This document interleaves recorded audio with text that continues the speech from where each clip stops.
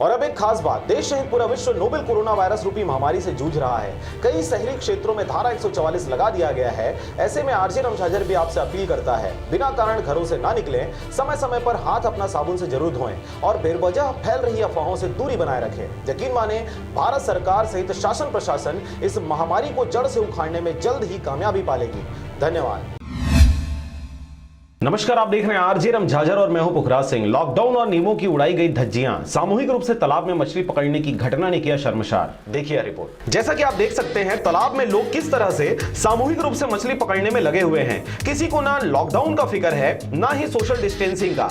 इन सबसे बेखबर लोगों की हरकतें देखकर कहीं से यह नहीं लग रहा कि इस क्षेत्र में लॉकडाउन लगा हुआ है, वो भी छत्तीसगढ़ के किसी गांव में। पर आपको यह बता दें, सच यही है कि लॉकडाउन के बाद यह सब हुआ रायगढ़ जिला सारंगगढ़ ब्लॉक अंतर्गत आने वाले ग्राम पंचायत सिघनपुरी में। 14 अप्रैल को एक तरफ रायगढ़ जिला का जिला प्रशासन व्यवस्था को बेहतर बनाने की दिशा में दिन रात एक करके कई कारगर उपाय कर रही है, वहीं यह चूक किसी के गले नहीं उतर रही। हालांकि यह सब स्थानीय स्तर पर तैनात अमला की कमजोरी के चलते और आनन फानन में हुआ। इसमें ताज्जुब और हैरान करने वाली बात यह है कि यह सब कुछ होने के बाद भी प्रशासन तक यह खबर नहीं पहुंची, बल्कि मीडिया के खबरों से प्रशासन सजग हुआ और हरकत में आई। आनन फानन में अनुविभागीय अधिकारी सारंगगढ़ द्वारा सरपंच, सचिव और पटवारी के खिलाफ कार्रवाई हेतु नोटिस जारी किया गया। वहीं तहसीलदार जे.आर. शतरंज की जांच रिपोर्ट के आधार पर 15 लोगों के खिलाफ धारा 188 एवं 269 के तहत कोसीर थाना में एफआईआर दर्ज कर लिया गया। इस कार्रवाई के बाद हलचल जरूर मच गया,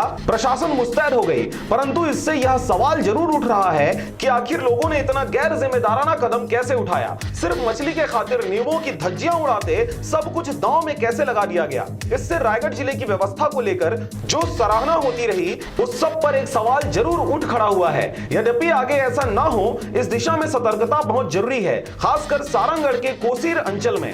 रायगढ़ से मोहन नायक की रिपोर्ट, आरजे रमझाझर।